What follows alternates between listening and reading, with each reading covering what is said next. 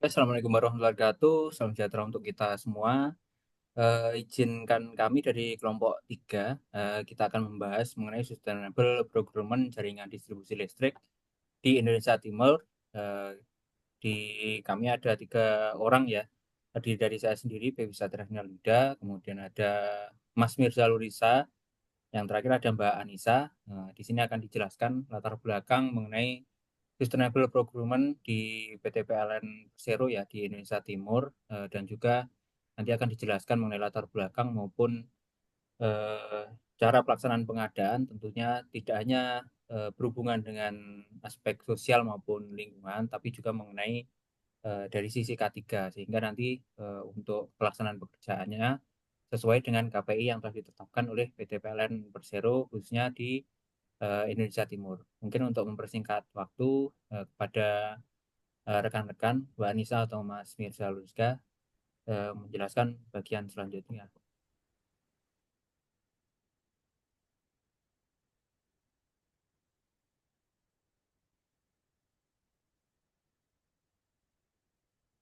Oke, yang pertama yaitu latar belakang untuk sustainable procurement yang digunakan untuk di PLN, khususnya di Indonesia Timur. Sustainable procurement dapat diintegrasikan dengan kerangka kerja Triple Bottom Line atau TBL untuk mencapai dampak positif bagi lingkungan, masyarakat, serta ekonomi. TBL merupakan konsep bisnis berkelanjutan yang mengukur kinerja perusahaan dari 3 perspektif, yaitu people, planet, and profit. PLN diberikan pinjaman oleh kreditur Jerman, yaitu KfW, dengan pendekatan pinjaman berbasis hasil atau result-based loan untuk memperkuat dan memperluas jaringan distribusi tenaga listrik di Indonesia Timur. Tujuan program ini adalah untuk mendukung pengembangan jaringan distribusi tenaga listrik yang menghubungkan dunia usaha dan rumah tangga serta meningkatkan kualitas hidup di kawasan Indonesia Timur dengan pemanfaatan listrik yang berkelanjutan. Program ini merupakan program tambahan terhadap perjanjian pinjaman Asian Development Bank atau ADB dengan pengembangan program terkait sosial dan lingkungan. Selain itu, pada bidang distribusi masih terdapat angka kecelakaan yang cukup tinggi dikarenakan masih adanya unsafe action maupun unsafe condition dalam pelaksanaan pekerjaan. Kejadian fatality maupun non-fatality terjadi pada pekerjaan seperti pekerjaan sambungan rumah, pekerjaan pembongkaran tiang radio, pekerjaan pemeliharaan tegangan menengah, pekerjaan pembongkaran LBS, dan beberapa pekerjaan ketenaga listrikan lainnya yang tidak dapat kami sampaikan satu persatu. Selanjutnya, Pak. Kita masuk ke manajemen pengadaan. Untuk menjawab permasalahan tersebut, salah satu unit PLN di Indonesia Timur melakukan manajemen pengadaan dengan meminimalisir penyimpangan melalui transparansi dan kompetensi personal, profesionalisme, akuntabilitas, dan pengendalian yang baik. Selain itu, perusahaan menerapkan konsep value of money, yaitu mengutamakan hasil terbaik bagi perusahaan dengan mengoptimalkan pencapaian strategi pengadaan atau six right. Selain itu, perusahaan mewajibkan semua mitra kerja atau kontraktor harus mempunyai sertifikat Contractor Safety Management System atau CSMS untuk memastikan mitra kerja patuh terhadap K3 di lapangan guna menekan angka kecelakaan yang terjadi. Berikut juga disampaikan untuk pengoptimalan pencapaian strategi pengadaan atau six rights yang pertama yaitu quality. Quality atau kualitas yang akan diberikan dari PLN sendiri yang akan didistribusikan oleh vendor-vendor juga. Yang kedua yaitu quantity. Kuantitas yang akan dibuat atau dihasilkan dengan uang yang dikeluarkan. Kemudian place, lalu yang keempat time. Time sendiri untuk optimalisasi waktu pengerjaan. Yang kelima social dan economic goals. Ini menyangkut pada aspek sosial serta ekonomi dalam PLN sendiri maupun dalam masyarakat yang terlibat untuk proyek-proyek di PLN. Yang terakhir yaitu price. Price sendiri ini untuk harga, apakah kompetitif atau tidak, seperti itu. Next.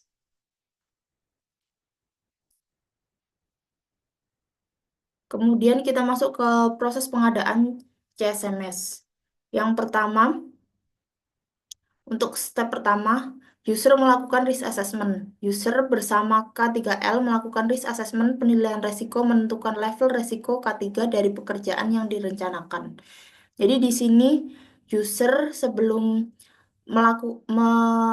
membuat pengadaan itu mem- sudah melakukan risk assessment untuk pekerjaan-pekerjaan yang akan diadakan oleh PLN sendiri.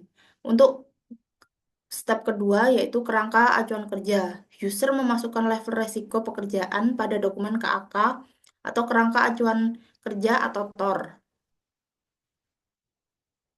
Di sini user akan memilah resiko-resiko mana yang masuk kepada level-level tertentu. Nanti di situ dijelaskan dalam KAK atau TOR tersebut. Kemudian pada step ketiga, RKS atau rencana kerja dan syarat. Pada bagian perencanaan atau perencanaan pengadaan, menuangkan level resiko pekerjaan RKS pada RKS. Di sini setelah ada KAK, terbitlah RKS seperti itu. Kemudian pada step keempat, sertifikat CSMS untuk pengadaan. Pelaksanaan pengadaan mewajibkan setiap vendor memiliki sertifikat CSMS sebagai syarat proses pengadaan. Di step 4 ini, kita sudah mengeluarkan sertifikat CSMS tersebut kepada vendor, agar vendor dapat mengikuti PQ seperti itu. Next. Oh ya, tadi kurang satu ya. Ada yang terakhir SPK atau PJ. Di sini setelah ada muncul sertifikat CSMS, kita di akhir kemudian muncul SPK atau surat perintah kerja seperti itu. Next, Pak. Baik, selanjutnya akan saya jelaskan terkait CSMS-nya. Kalau tadi Mbak Anissa sudah menjelaskan terkait proses pengadaannya, di mana ada terdapat proses sertifikasi yang dilakukan oleh pihak PLN kepada vendor yang akan ikut di tender. Di sini step-step sebelum dan sesudah dari pelaksanaan sertifikasi tadi. Jadi yang pertama kita melakukan risk assessment, resiko-resiko apa saja yang terdapat di dalam pekerjaan tersebut. Kemudian dilakukan sertifikasi kepada vendor-vendor tersebut, yang mana diberikan peringkat dan juga nilai mulai dari rendah, moderat, tinggi, sangat tinggi hingga ekstrim, dengan skor pencapaian untuk yang rendah di fase normal kurang dari 30%, kemudian skor pencapaian fase transisi juga dikurang dari 30%, untuk yang moderat fase normal 30 sampai 50%, fase transisi 30 sampai 40%, tinggi 51 sampai 75%, fase transisi 40 sampai 50%, sangat tinggi 76 sampai 85%, fase transisi 51 sampai 70%, ekstrim 86 sampai 100%, dan fase transisi 71 sampai 100%. Setelah keluar sertifikat yang telah dikeluarkan oleh PLN sendiri, setelah melakukan sertifikasi tersebut, kemudian dilakukan selection atau pemilihan untuk menentukan mana yang akan digunakan, vendor mana yang akan kita pergunakan, untuk kemudian pre-job activity atau dilakukan persiapan sebelum dilakukannya pekerjaan. Kemudian work in progress, melakukan pekerjaannya, final evaluation di sini di saat akhir sebelum dilakukannya pembayaran. Ini adalah tahap akhir. Oh ya, tadi Mbak Anissa juga menyebutkan bahwasannya terbit SPK ini setelah dilaksanakannya tender tadi, sehingga keluar SPK. Disitulah tanda bahwasannya vendor tersebut telah resmi kita pergunakan dan kemudian dapat dilakukan pekerjaan. Next, Pak.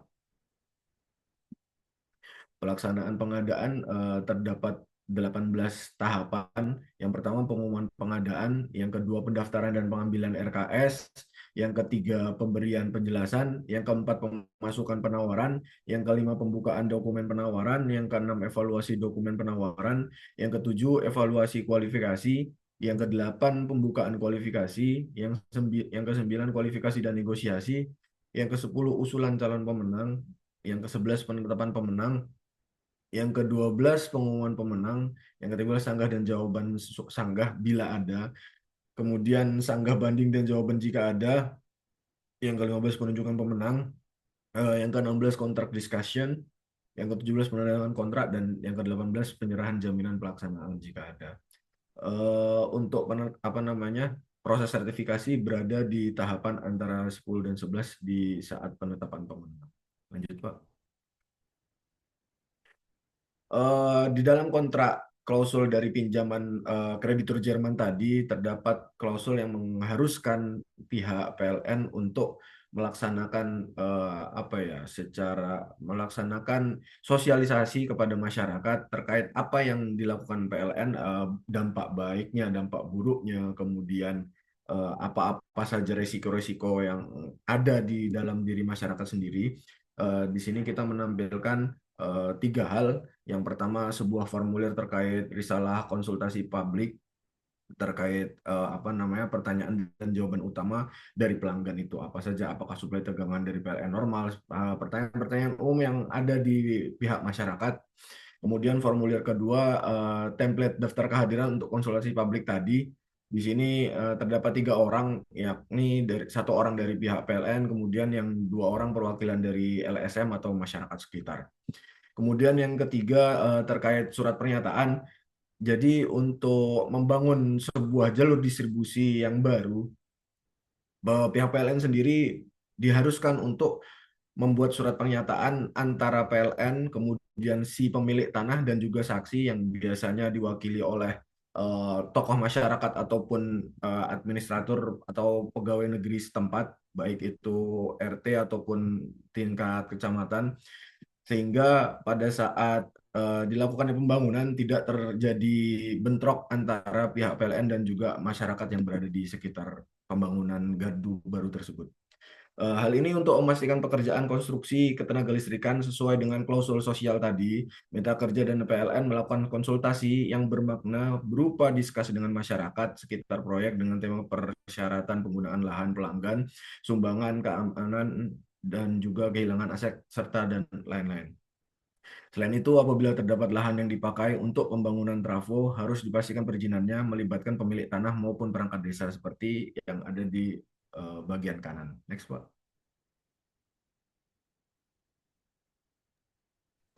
Baik, mungkin selanjutnya akan saya jelaskan mengenai klausul lingkungan.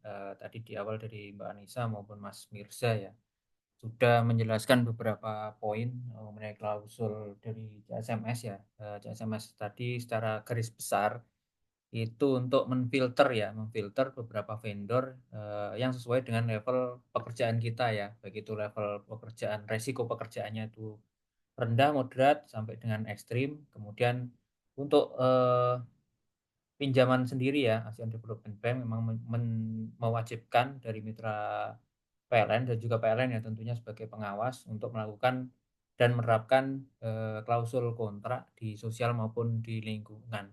Di sosial tadi sudah disampaikan oleh Mas Mirza, sedangkan di lingkungannya ini memang ada salah satu yang berhubungan dengan pembangunan jaringan listrik yang baru itu mengenai pembukaan lahan ya. Biasanya itu pasti ada kegiatan perabasan ya atau perampalan pohon. Nah, itu setelah disosialisasikan kepada masyarakat, tentunya masyarakat ini harus mau ya supaya tidak ada konflik. Kemudian nanti akan dilaksanakan pekerjaan tersebut, tentunya untuk lingkungan, terutama pohon itu pasti ada dampaknya ya. Memang untuk pembangunan jaringan listrik sendiri tidak ini ya pasti ada pengorbanan ya, salah satunya dengan mengorbankan pohon-pohon yang mungkin yang sejalur dengan jaringan kita. Nah, itu untuk dari pembangunan jaringan baru. Kemudian untuk existing-nya di PLN sendiri memang selain pelaporan melalui dokumen lingkungan, tentu saja untuk existing-nya pengelolaan limbahnya itu juga harus terukur. Di sini itu diwajibkan pengelolaannya itu pengelolaan trafo rusak, kemudian pengujian PGPS ya. Di PGPS itu merupakan salah satu zat yang bisa menyebabkan kanker kulit ya.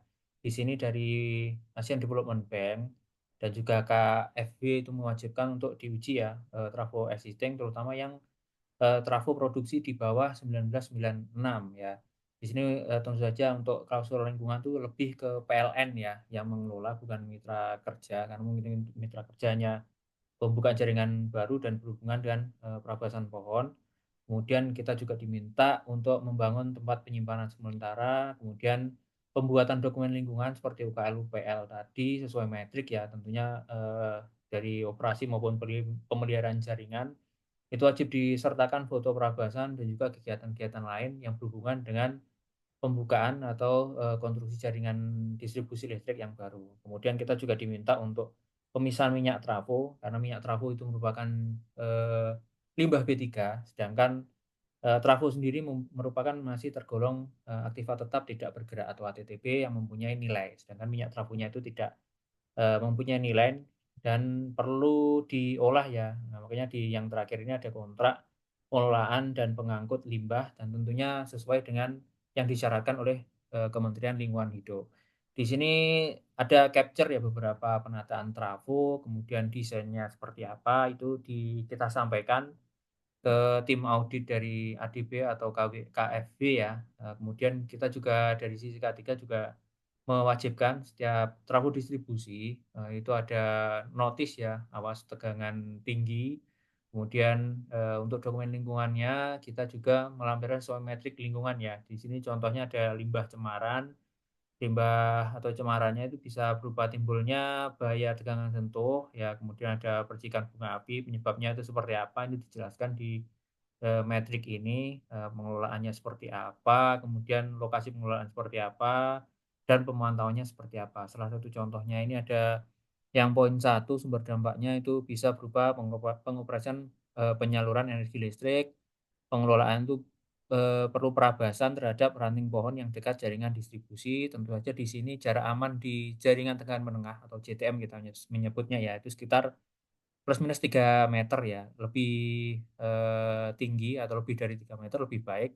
Karena di NTT sendiri memang relatif masih banyak pohon ya, ya yang hutan ya terutama ya. Dan biasanya kalau cuaca-cuaca tertentu, terutama musim hujan, biasanya itu meskipun jaraknya itu 3 meter, tapi kalau kena angin biasanya bisa menyebabkan trip jaringan dan itu bisa membahayakan di jaringan kita, di instalasi maupun masyarakat. Kemudian lokasi pengelolaannya kita juga sampaikan sepanjang jaringan distribusi, kemudian pemantauannya seperti apa. Biasanya di kita ada kontrak pelayanan teknik ya untuk menginspeksi setiap jalur jaringan listrik. Kemudian memantaunya tentu saja periodik ya. Jadi target KPI masing-masing personil pelayanan teknik. Di sini juga ada capture juga penyimpanan trafo bekas seperti apa kita olah. Kemudian di setiap sisi itu kita ada seperti tanggul ya. Tentunya harapannya agar trafo-trafo yang memungkinkan ya ada bocor atau seperti apa tidak mencemari lingkungan maupun tanah. Karena kalau nanti ada audit dan mencemari tanah, pasti nanti akan ujung-ujungnya kita diminta untuk menginvestigasi apakah itu nanti berefek ya berhubungan dengan air tanah atau seperti apa, sehingga diharapkan untuk kedepannya tidak terjadi kontaminasi kepada air tanah dan tentunya nanti akan berdampak pada masyarakat sekitar. Nah, untuk selanjutnya, nah ini untuk pelaksanaan kontrak CSMS tadi dari Mas Mirza dan juga Mbak Anissa sedikit menyampaikan mengenai CSMS tadi. Jadi di menu selection yang telah dijelaskan di awal tadi itu memang PIC-nya nanti dari pengadaan ya yang input. Tentunya setelah SPK, surat perintah kerja atau surat perjanjian terbit, pelaksana pengadaan nanti akan menginput data kontrak ya sesuai dengan aplikasi CSMS yang telah ditandatangani. Kemudian step yang kedua ada vendor itu harus mensubmit HSE plan, yaitu beberapa dokumen yang dipersyaratkan di aplikasi tersebut ya di HSE plan. Kemudian step selanjutnya dari user, baik itu pengawas K3 maupun pengawas pekerjaan, itu melakukan pre-job activity. Nah, ini biasanya dari direksi pekerjaan ya, yang kita mengundang dari vendornya bisa berupa, biasanya kita Zoom meeting ya, untuk melakukan yang pertama ada penilaian HSE plan. Tadi HSE plan yang sudah diinput dari vendor, nanti kita nilai bersama hasilnya seperti apa. Kemudian ada juga target KPI K3L. Nah, di KPI K3L ini tentunya kita tidak mau ada kecelakaan kerja, yaitu yang paling utama. Kemudian ditetapkan juga toolbox meeting, kemudian peralatan dan juga APD yang digunakan seperti apa, itu dijelaskan di sini. Kemudian yang terakhir penilaian PJA. Jadi dari beberapa poin tadi nanti disepakati penilaiannya seperti apa, baru nanti disubmit untuk step selanjutnya. Di step selanjutnya itu ada work in progress dari pengawas K3 maupun K3L. Jadi pengawas pekerjaan melakukan pemantauan working progress ya, sesuai dengan frekuensi yang telah ditetapkan pada KPI K3L kontraktor. Kemudian pengawas K3 melakukan pemantauan working progress dan penilaian WIP working progress dengan metode inspeksi rutin atau inspeksi mendadak. Jadi nanti kalau sewaktu inspeksi lapangan ditemukan tidak patuh terhadap aspek K3, baik itu tidak dilakukan, misal salah satu contohnya tidak ada APD yang digunakan, kemudian peralatan kerja tidak standar, itu akan menjadi temuan audit yang berpengaruh pada penilaian yang lain. Kemudian yang terakhir ada final evaluasi. Ini tentunya dari K3 dan juga tim leader yang terkait ya. Jadi pengawas K3 ini menilai ada tiga komponen ya. Tadi yang pertama ada KPI K3L dari mitra kerja atau kontraktor, kemudian PJA, pre-job activity maupun working progress. Nah, di sini nanti akan dibuat nilai gabungan. Apabila nanti nilainya itu kalau tidak salah kurang dari 70 ya, nanti akan mengurangi dari sertifikat CSMS tersebut. Dan tentunya kalau level sertifikatnya itu berkurang, nanti tidak akan bisa mengikuti pekerjaan yang level risikonya lebih tinggi seperti itu. Yang terakhir kesimpulan, jadi untuk klausul sosial maupun lingkungan memang perlu dilaksanakan oleh mitra kerja dan juga PLN guna memaksimalkan anggaran dari pinjaman ADB. Jadi nanti setelah pekerjaan berlangsung, tentunya dari pihak ADB tidak begitu saja menerima hasil pekerjaan tersebut. Tentunya harus ada audit apakah sesuai atau tidak. Tentunya nanti dari site visit dari tim Asian Development Bank akan mewawancara beberapa sampling ya, tentunya ya, beberapa masyarakat, tentunya yang berhubungan dengan pembangunan jaringan distribusi yang baru ya. Kita lihat dari masyarakatnya itu sudah tahu atau apa belum, tentunya untuk konsultasi publik yang dijelaskan oleh Mas Mirza. Kemudian di sisi lingkungan nanti juga akan dilihat pemantauan lingkungannya seperti apa, nanti dilihat kesesuaian antara dua klausul tersebut. Kemudian yang kedua, selain konsultasi publik dan klausul sosial ya, perlu disampaikan juga materi keselamatan tenaga listrikan, mengingat jaringan yang dibangun berfokus pada jaringan baru untuk menghindari adanya kecelakaan masyarakat umum serta menunjang klausul lingkungan pada pelaporan UKL-UPL. Yang terakhir, penilaian CSMS harus sesuai dengan kondisi lapangan guna menekan serta mencegah terjadinya kecelakaan kerja seperti itu. Mungkin itu saja dari kami. Mudah-mudahan bisa menambah ya sedikit dari kami mengenai sustainable procurement yang dilakukan di PLN Indonesia Timur. Mudah-mudahan bisa bermanfaat bagi Bapak Ibu semua. Mungkin seperti itu kami dari Tombok 3 undur diri. Wassalamualaikum warahmatullahi wabarakatuh.